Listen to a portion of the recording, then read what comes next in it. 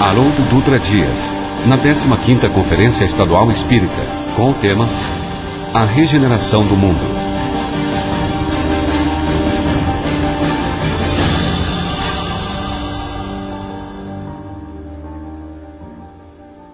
Caros amigos e amigas, bom dia para todos. O poeta mineiro de Itabira, Carlos Drummond de Andrade, diz num de seus poemas: penetra surdamente no reino das palavras. Lá estão todos os poemas que esperam ser escritos. E para alguns temas, precisamos da ajuda dos poetas. Porque, como diz o nosso letrista brasileiro, tanto os poetas como os cegos podem ver na escuridão. O relato bíblico começa com uma poesia, escrita por poetas e camponeses, homens que dividiam o trabalho rústico do dia com as reflexões, meditações e anseios religiosos da noite. Os primeiros capítulos da Bíblia hebraica, o livro de Gênesis de Moisés, é no fundo uma poesia que retrata a condição humana, os desafios da humanidade, e por essa razão escolhe um grande símbolo que por muitos milênios foi examinado pelos teólogos e filósofos, mas ainda não o foi devidamente pelos poetas. Adão e Eva é símbolo da família humana, da família na terra, de todos nós, peregrinos que tomamos um corpo de carne, na esperança de recolher os tesouros espirituais que construirão a nossa grandeza, rumo à ascensão espiritual. E nessa história, que começa com a descrição de um maravilhoso e promissor jardim, temos, na verdade, a síntese de todas as esperanças e de todos os sonhos humanos. Quem nunca sonhou com um lugar onde todos pudessem fraternalmente viver? Quem nunca sonhou com um mundo em que a justiça pudesse reinar sem nenhuma mácula de violência ou injustiça? Quem nunca sonhou com um lugar em que não precisássemos de armas, porque todos vivessem num clima de amor, de fraternidade e de esperança, onde não houvessem miseráveis, porque todos seriam irmãos e teriam oportunidades de trabalho e de enriquecimento social e pessoal? Quem não sonhou com esse mundo? Toda a literatura universal está composta de livros que retrataram e expressaram essa que é a esperança do ser humano. Não importa as suas opções políticas, não importa o seu posicionamento social, não importa as suas crenças filosóficas ou religiosas, todo ser humano na Terra sonha com esse mundo. Cada qual ao seu modo, cada qual misturando a esse sonho as suas imperfeições e a sua visão incompleta, mas todos sonham. E o relato bíblico, captado pela sensibilidade de algum poeta pastor, retrata esse sonho humano, o sonho de uma família que viva, sobretudo, do amor. E nessa família reinava soberano Deus, como centro das cogitações, como fonte inexaurível de todas as dádivas. No entanto, narra a trágica história. Aquela família resolveu substituir a presença insubstituível do Criador pela presença do homem. Naquele momento, o que ocorre de fato na narrativa simbólica, poética, parabólica do livro Gênesis é a troca de Deus pelo homem. Deus é retirado do centro das cogitações e um ser humano é colocado para substituir o seu lugar. O homem passa a ser a medida de todas as coisas. O homem passa a ser a régua, o centro de referência. No entanto, a evolução humana mostrará que essa substituição foi desastrosa. Desastrosa. A primeira queda simbólica, narrada no livro bíblico, reflete no fundo a ilusão humana de construir um patrimônio de felicidade sem a referência em Deus, sem a referência nas suas leis divinas e imutáveis. Há uma diferença profunda entre as leis humanas e as leis de Deus. É que as leis humanas procuram sempre resguardar privilégios a algumas pessoas ou a alguns grupos, ao passo que a lei divina não confere privilégios, porque trata todos os filhos da criação universal de modo igual. Todos com oportunidades iguais. Ninguém recebeu a auréola da angelitude de forma gratuita. Quis Deus que fôssemos criados simples e ignorantes, para que fôssemos os construtores da nossa própria grandeza espiritual. Para que a construção espiritual da angelitude fosse obra de parceria entre o nosso esforço, a nossa dedicação e o amor inesgotável de Deus. Por essa razão, bastou afastar Deus do centro das cogitações e o que ocorre? Um irmão assassina outro irmão.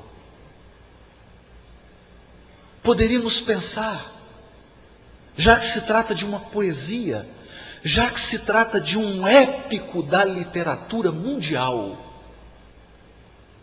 porventura, é possível assassinar alguém e não assassinar um próprio irmão? Não seríamos todos uma imensa família humana?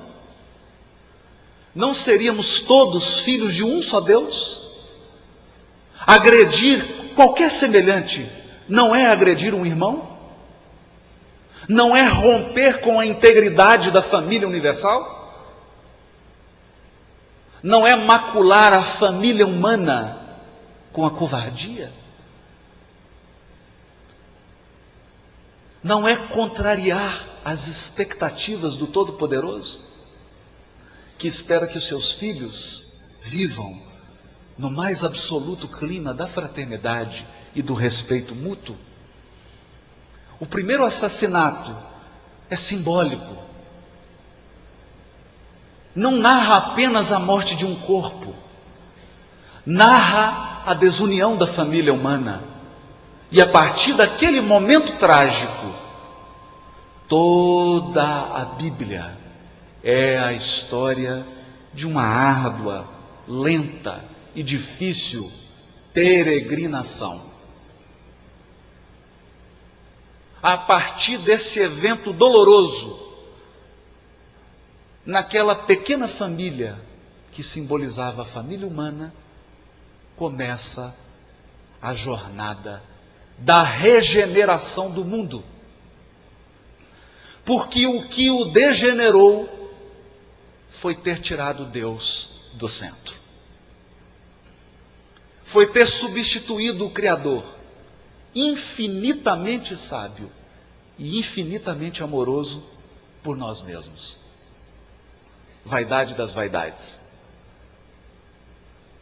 É assim que leremos em todos os profetas da Bíblia hebraica a história de uma busca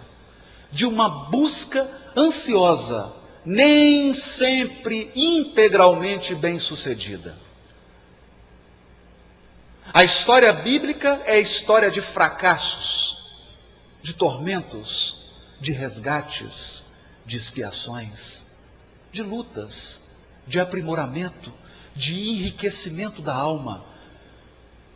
Porque nesses textos, na verdade, extraindo o espírito da letra, nós poderemos ler a nossa própria história espiritual. É o nosso passado desvelado em forma de poesia, em forma de literatura. Quando abrimos o texto bíblico, nós não estamos diante de um livro, estamos diante da nossa própria alma. Olhamos para as nossas reencarnações, para as nossas vidas de experimentação, sem bússola, sem norte. Porque abandonamos voluntariamente as leis divinas inscritas na nossa própria consciência e nos arvoramos em legisladores do universo. Na tola vaidade de criar leis imutáveis. Mas pode a criatura humana imperfeita criar leis perfeitas? Pode a criatura humana falível criar sistemas econômicos infalíveis? Pode alguma teoria social, política, jurídica, saída de uma mente humana, resolver definitivamente os dramas da família humana? Não parece lógico. A nossa própria razão nos diz: um artista imperfeito não pode produzir uma obra perfeita. Obra perfeita só o é aquela que sai das mãos augustas de Deus. Inteligência suprema, causa primária de todas as coisas. As suas obras, sim, fruto da sua superioridade infinita, são perfeitas e imutáveis. Ao olhar para o texto bíblico, nós encontramos a nós mesmos. E hoje, cada um de nós recolhe na presente existência as bênçãos semeadas e os equívocos lançados no tempo. Todos nós. Porque se a semeadura é da mais ampla liberdade, a colheita é determinação divina. Cada um de nós recolhe dos frutos que plantou, dos frutos que cuidou, dos frutos que regou, que adubou, do seu próprio cultivo. Não fosse a misericórdia divina que intervém no processo, talvez caminharíamos num círculo interminável de experimentação e resgate, errando ontem para aprender hoje, errando amanhã para aprender depois. Essa é a história humana. É assim que nós encontramos na poesia dos livros bíblicos a figura de um Davi, homem sensível, de alma artística, que compunha melodias para serem cantadas com salmos e que, no entanto, assassina o seu melhor amigo, o seu general de confiança, porque queria possuir a mulher dele. um misto de luz e sombra. Homens que são bons e maus simultaneamente. Acertam e cometem erros. Às vezes mais erros do que acertos. É por essa razão que temos na narrativa bíblica a figura de um Salomão. Homem de extrema sabedoria, acostumado a resolver os conflitos do povo, e que, no entanto, se encanta com as suas riquezas, com as suas muitas mulheres, com todas as facilidades que a época lhe oferece, e perde o rumo da sua existência. Perde o fio condutor da sua missão espiritual. Encontramos também a figura marcante de Elias. Ele que é considerado dos maiores profetas, porque a ele foi confiada a missão de um dia anunciar a vinda do Messias.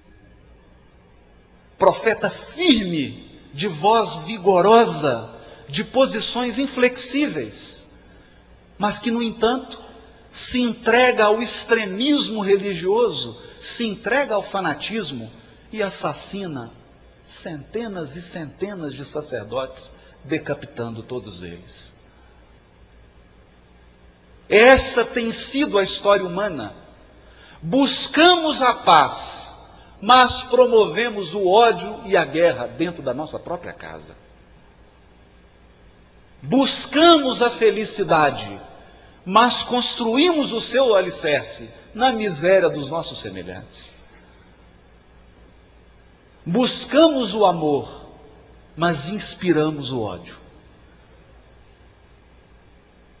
Tateamos a luz, mas não conseguimos nos desvencilhar das trevas da animalidade que ainda dominam a nossa alma. Assim, a história do Velho Testamento é uma história de busca. É uma história de peregrinos que querem algo, que querem um mundo regenerado, que querem um mundo de paz. E qual de nós não o quer? Acaso os sonhos morrem? Esses homens buscaram, bateram a porta, até que a misericórdia divina abriu as comportas da espiritualidade superior.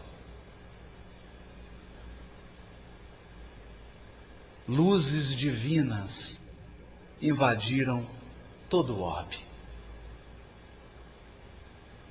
Na sutileza da noite, na simplicidade de uma manjedoura, começava, há 2000 anos atrás, a regeneração do mundo. O soerguimento do espírito humano. Não se trata de uma geração corporal, porque nós todos, espíritos em evolução na Terra, somos uma geração de espíritos. Ontem eu ainda te vi na Índia. Anteontem nos encontramos na China. Talvez algum tempo atrás nos abraçamos na Arábia, quem sabe no povo hebreu. Quem sabe nos encontramos na África. Os nossos antepassados, no fundo, somos nós mesmos, amealhando experiências. Não se trata de uma sucessão de gerações de corpos. Nós estamos falando dos espíritos imortais vinculados à Terra. Porque a regeneração do mundo não pode ser obra exterior. A regeneração do mundo é obra redentora dos espíritos que aqui crescem. Dos espíritos que aqui constroem a sua grandeza espiritual. Nos primeiros dias dos anos 30, Jesus avistou-se com João Batista nos desertos da Judéia. depois de alguns dias compartilhando o clima árido do jejum e do calor, não muito longe das areias da Arábia, Jesus se despediu do seu precursor e se dirigiu em peregrinação a Jerusalém. Ao chegar à cidade que concentrava todas as esperanças religiosas do mundo antigo, ele se assenta e começa a observar o templo. Um grupo de sacerdotes e pensadores ociosos, talvez se sentindo atraídos por aquele magnetismo incomum, se aproximam daquele jovem peregrino. Alguns se afastam desinteressadamente, mas um deles, aquele que seria o juiz inclemente da sua causa, que participaria do veredito da crucificação, de nome Hanã, se aproxima e, tocado por aquele magnetismo incomum, pergunta: Galileu, que fazes na cidade? Jesus responde com doçura: passo por Jerusalém, buscando a implantação do reino de Deus. Ele não esperava essa resposta. Impressionado com aquele homem, ele continua a indagar: reino de Deus? Que pensas tu venhas a ser isso? E Jesus responde sem afetação: esse reino é a obra divina no coração dos homens. Não obstante estar impressionado com a inteligência da resposta, o sacerdote juiz ensaiou uma ironia e indagou: obra divina em tuas mãos? Com que contas para desenvolver uma empresa tão difícil? De onde virão os teus companheiros e colaboradores? Acaso conta você com a colaboração de algum príncipe ilustre? Jesus responde humildemente: os meus companheiros e colaboradores hão de vir de todas as partes. Dando uma gargalhada irônica, Hanã debocha do Cristo. Com certeza. Com certeza. Os tolos e os ignorantes estão em todas as partes do mundo. Naturalmente, esses serão os teus companheiros e colaboradores. Mas Galileu, já viste alguma estátua erguida sobre fragmentos de lama?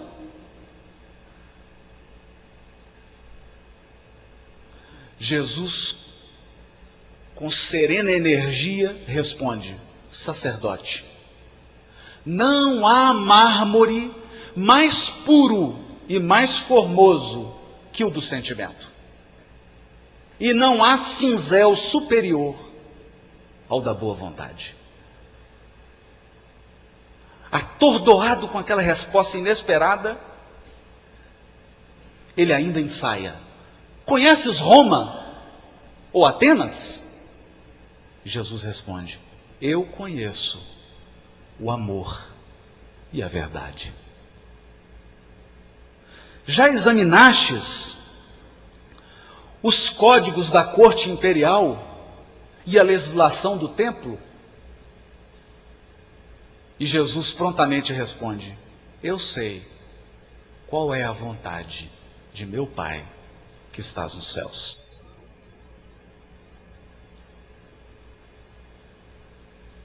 O sacerdote se afasta apressadamente com tom de desprezo e toma a torre Antônia.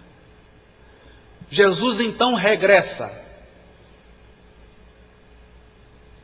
Ele que fora a Jerusalém para examinar o material humano, talvez para sondar quais elementos ele utilizaria para a obra regeneradora do mundo,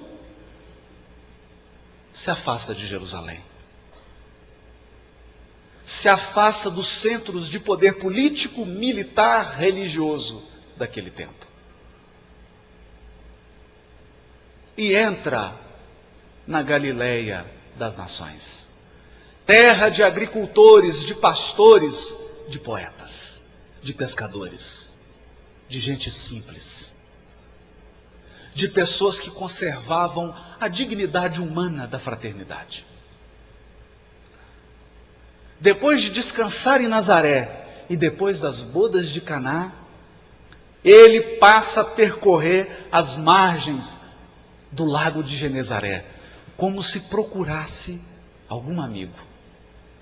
Se aproxima de um grupo de pescadores humildes, que estavam ali preparando as suas redes, alinhando inteligentemente os barcos, a pesca se iniciaria. Eles entoavam uma cantiga rústica.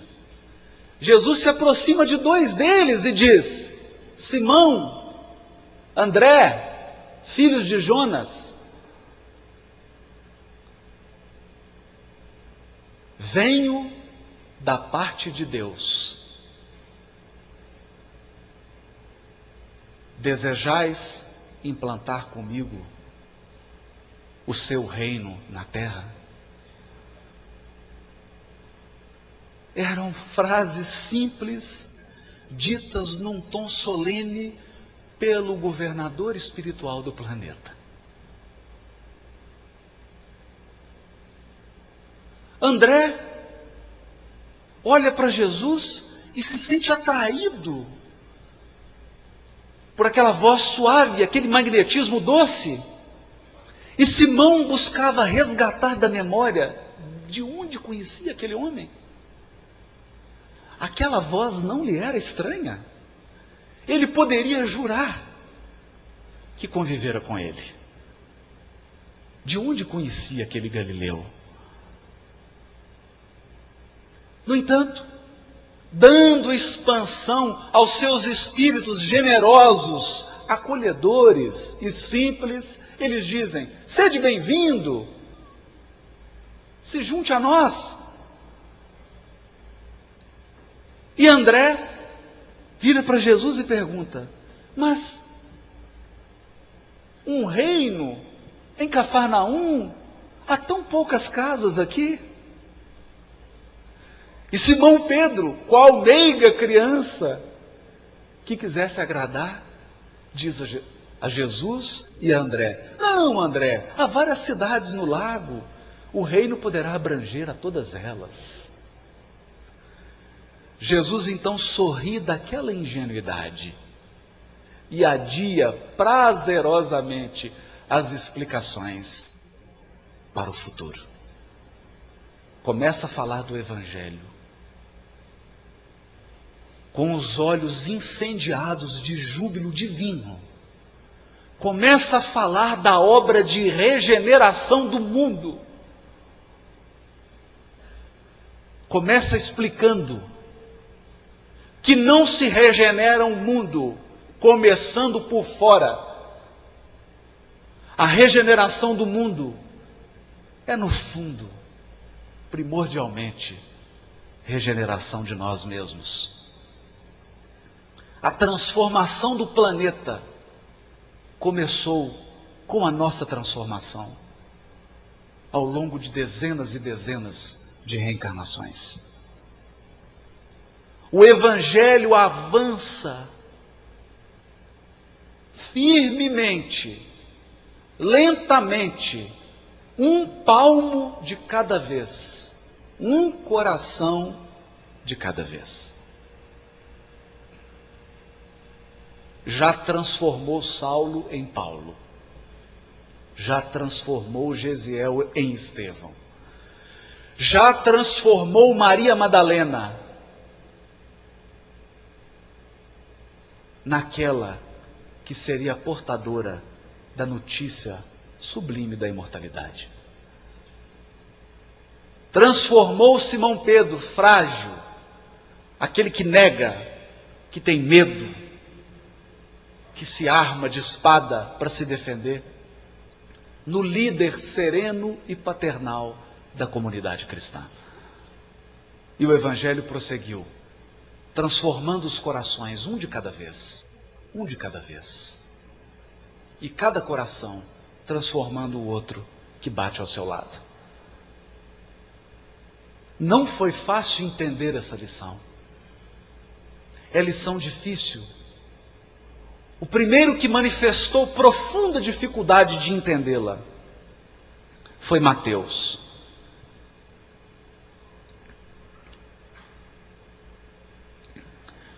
Às vésperas do Sermão do Monte,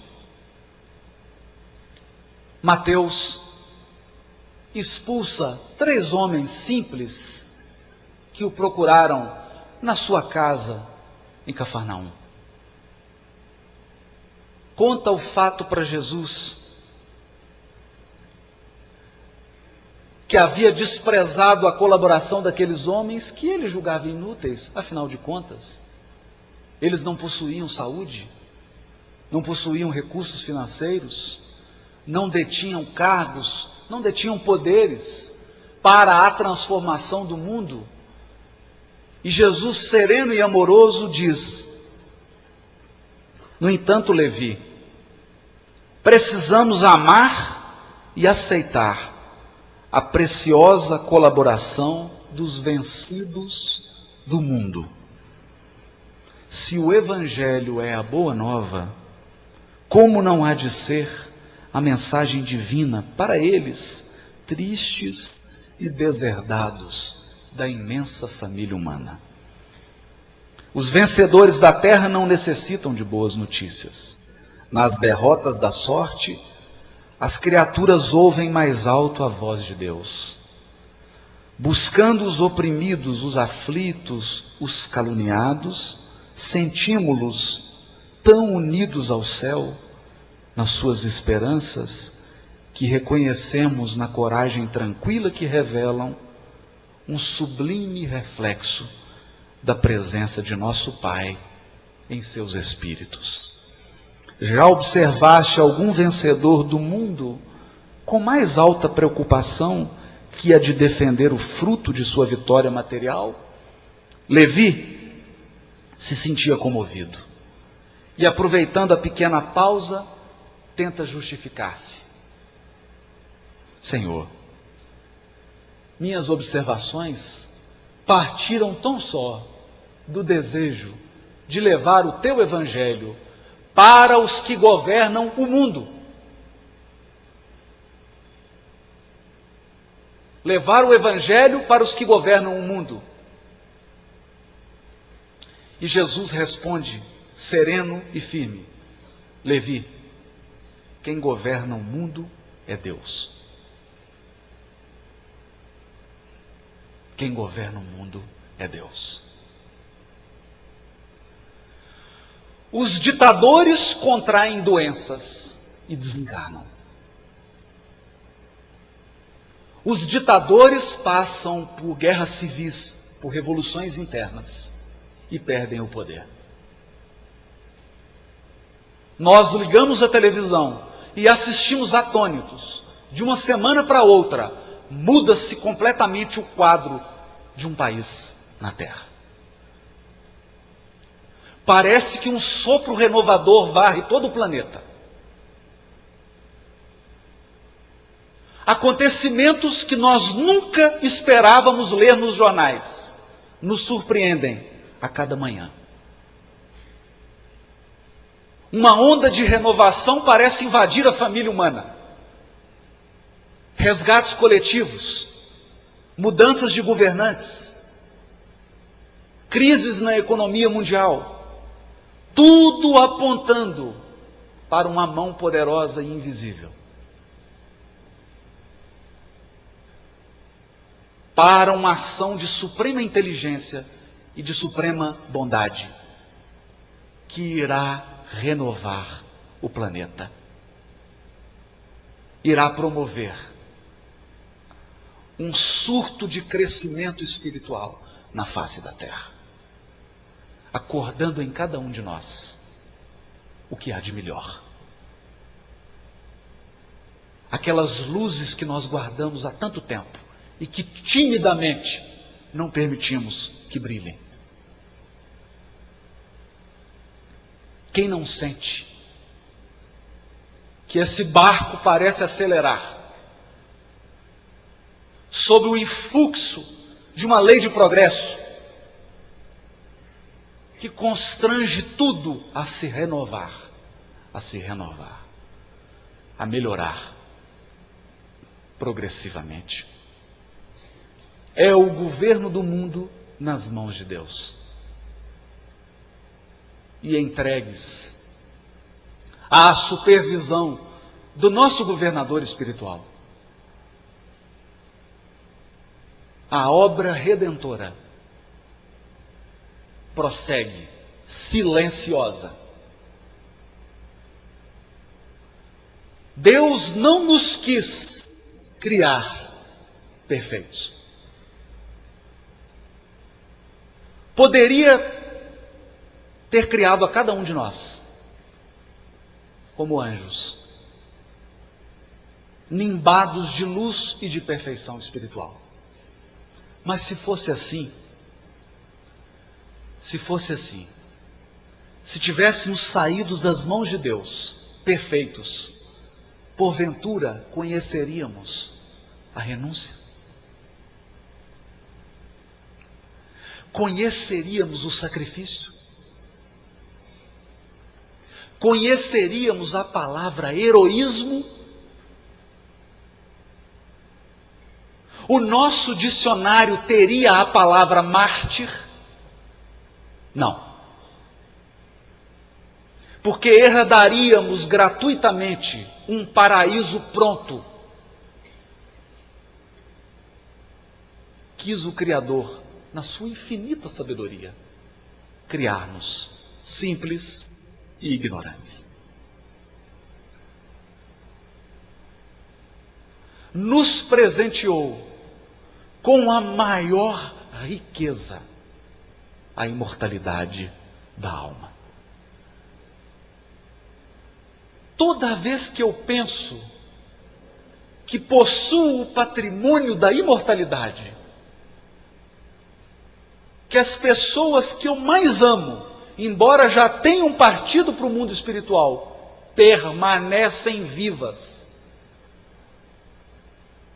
que embora o corpo possa adoecer, embora o corpo físico possa definhar, embora eu possa perder recursos financeiros, a minha herança divina, a tua herança divina, nunca se perde. Somos imortais. O amor construído hoje é amor para a eternidade. Os corações que se amam podem perder corpos físicos, mas nunca se afastam. É por essa razão que o Espiritismo é chamado de Consolador Prometido.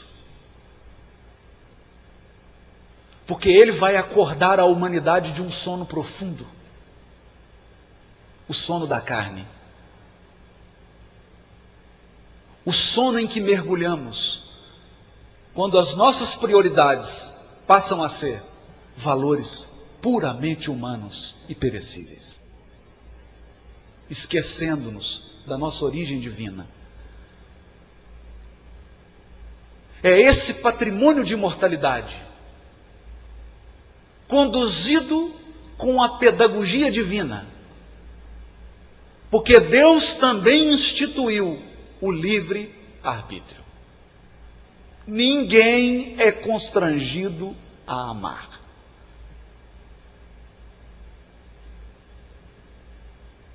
A lei nos constrange a respeitar o nosso semelhante. Ninguém fere o seu próximo impunemente, mas não há lei que nos obrigue a amar. Ninguém é constrangido a amar. O amor é dádiva de nós mesmos. Eu posso lhe presentear com um relógio, posso lhe presentear com um colar. Mas no fundo, toda vez que nós entregamos algo material, estamos dando ou estamos transferindo? É nosso? Nós de fato somos proprietários de algum bem? Os desencarnados estão respondendo, não. Porque não puderam levar nada, nem o corpo.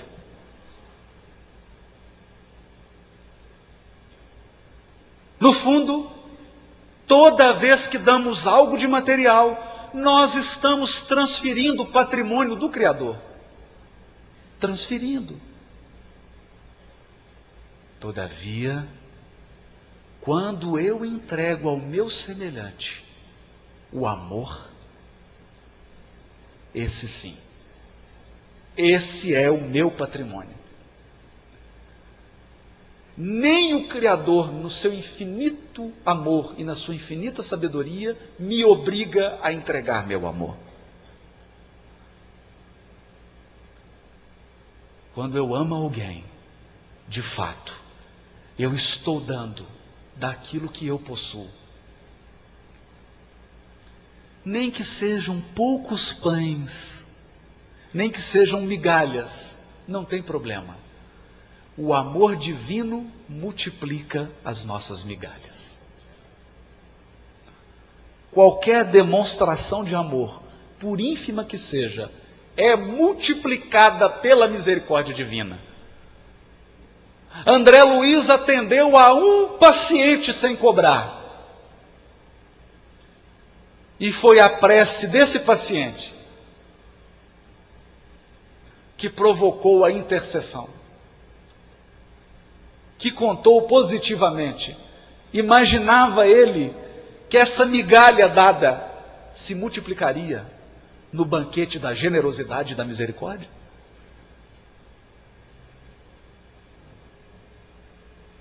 Poderá algum de nós medir os resultados que um sorriso, que uma palavra amiga poderão gerar no futuro da nossa alma?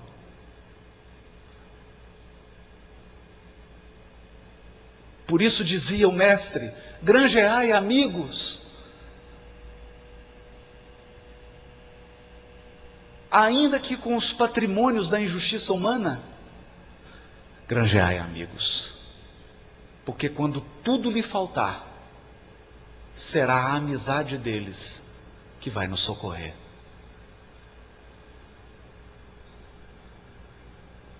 A obra regeneradora do Cristo não é obra que exclui, que abomina aquele que erra. A obra regeneradora do mundo é, antes de tudo, obra educativa. Educativa. Porque Jesus não quer aniquilar Saulo, ele quer converter Saulos em Paulos. E quando nós olhamos para alguém e enxergamos uma fera voraz, Jesus olha para dentro de cada um de nós e vê um anjo em potencial.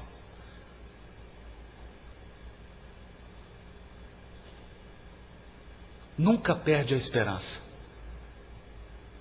Nunca perde a esperança na renovação do ser humano. Porque diz Humberto de Campos, Deus usa o tempo, não a violência. Quando olhou para Públio Lentulus,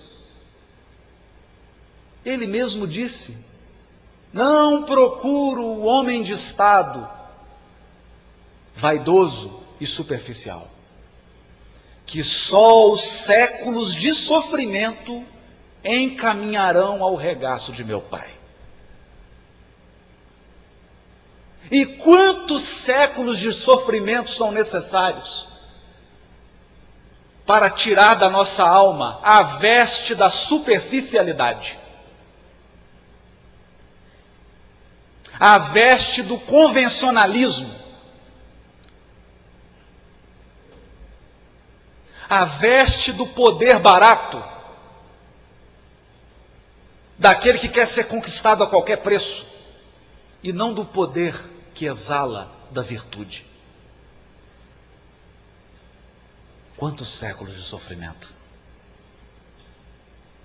Toda vez que abrimos há 2000 anos, até hoje, eu não consigo enxergar ninguém além de Públio Lentulus, mas Jesus já via Emmanuel dentro do senador. Ele já via o homem transformado. A seara é grande. A obra renovadora é grandiosa.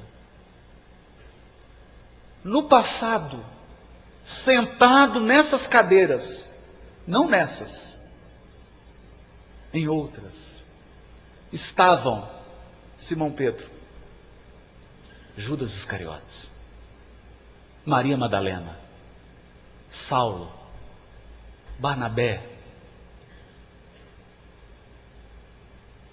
Mas eles já se regeneraram. A escola permanece, mudam os alunos.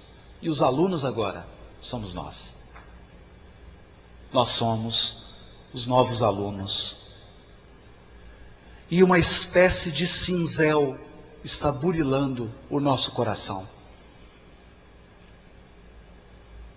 Mesmo quando o Criador nos diz não, o seu não é a mais profunda expressão do seu amor infinito. Porque quando o Criador diz não, Ele adia um sonho para que esse sonho não se transforme num pesadelo.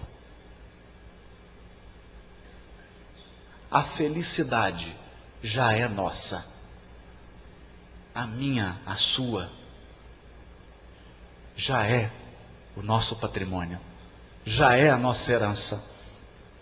Mas não se entrega uma herança a uma criança. Não se entrega um patrimônio divino nas mãos infantis. É preciso que o herdeiro seja educado e se transforme num adulto espiritual. Nós não falamos do corpo, falamos do espírito. Sem a obra renovadora,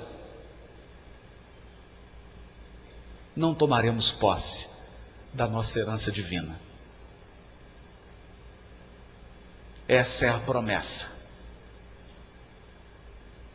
que nos foi feita e que está sendo cumprida e que se cumprirá integralmente, porque Deus não destruirá a terra, Ele a transformará. Trará para a família humana irmãos de outras terras, que darão as mãos a todos nós, que nos ensinarão a construir o mundo do porvir, um mundo em que o homem deixe de ser o centro e a medida, e Deus seja colocado no centro das cogitações humanas. Um mundo em que as leis divinas sejam os nossos códigos. Um mundo em que a fraternidade seja o nosso cotidiano. Nesse mundo regenerado, Jesus poderá caminhar calmamente entre nós, porque a obra do Evangelho, a obra divina no coração dos homens, tal como ele disse a Hanã, terá se completado na intimidade de cada um de nós.